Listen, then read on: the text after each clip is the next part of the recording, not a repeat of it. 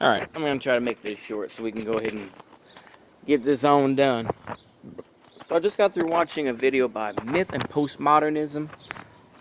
I'm sure people on this channel have seen their videos. This one was very good, talking about ideology and nihilism.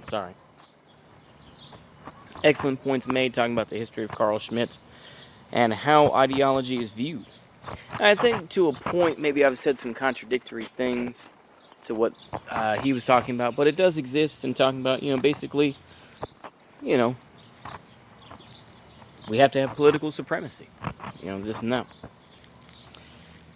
And I thought about doing a video talking about what does peoples mean, but I thought, nah, that sounds dumb. So I'm going to do this video instead, which is, how do you create something genuinely homegrown in terms of an ideology, and in terms of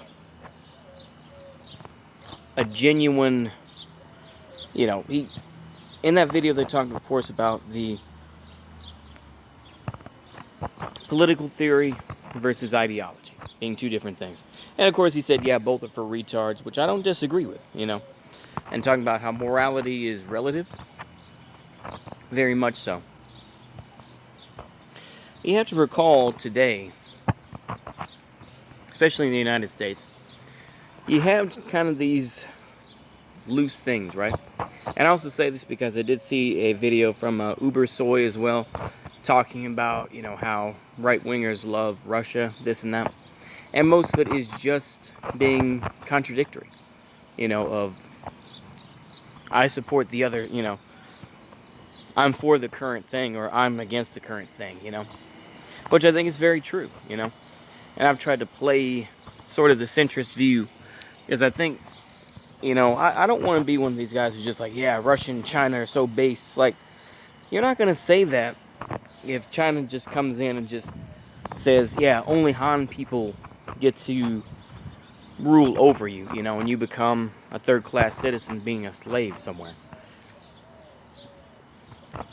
I don't want to take that view. And ultimately, a lot of, so-called right-wing views, in my opinion, today are just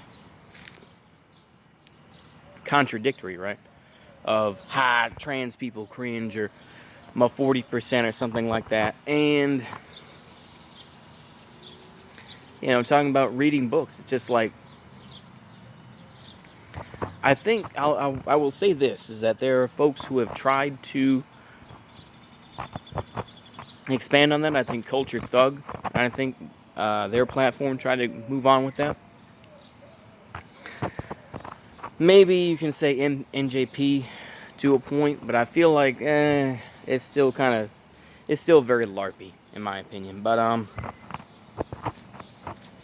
what am I getting at this point is, I feel like there's nothing really homegrown necessarily in the U.S. that we can try to go back to. I mean, you can try to talk about libertarianism, this and that, but I feel like there's not really something that people can hold on to, right? I mean, people talk about Drumpf and all that, and there are plenty of, formerly, the fake Groypers out there, the Nick Fuentes Groypers.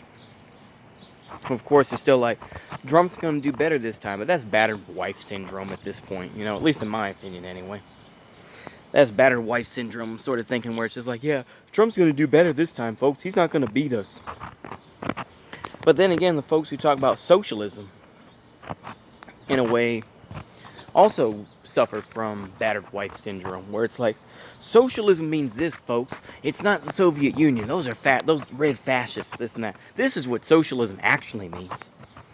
And so, ultimately, in my opinion, it's all just sort of, let's try to reinvent, or at least try to rebrand, more specifically. We're going to try to rebrand socialism. We're going to rebrand, what it means to be right-wing or whatever. It's not necessarily reinventing the wheel. I take that back. It kind of sounds stupid, but it's to try to adapt to the times, right? And I think that there aren't any real delineations. If you genuinely think that the Republicans are all evil, this and that, and are going to overturn Roe v. Wade and do that, then you're just a moron. Equally, if you think that Roe v. Wade, potentially getting overturned is going to change anything, you're also wrong. Ultimately, Republicans will back down. And when they see, the optics of it, they're going to turn back, But back to the original point. What passes for political ideology and political theory to a point today in the United States is just basically being contradictory to the system today. That's all it is. It's like, oh, we like Putin because, people would ask why.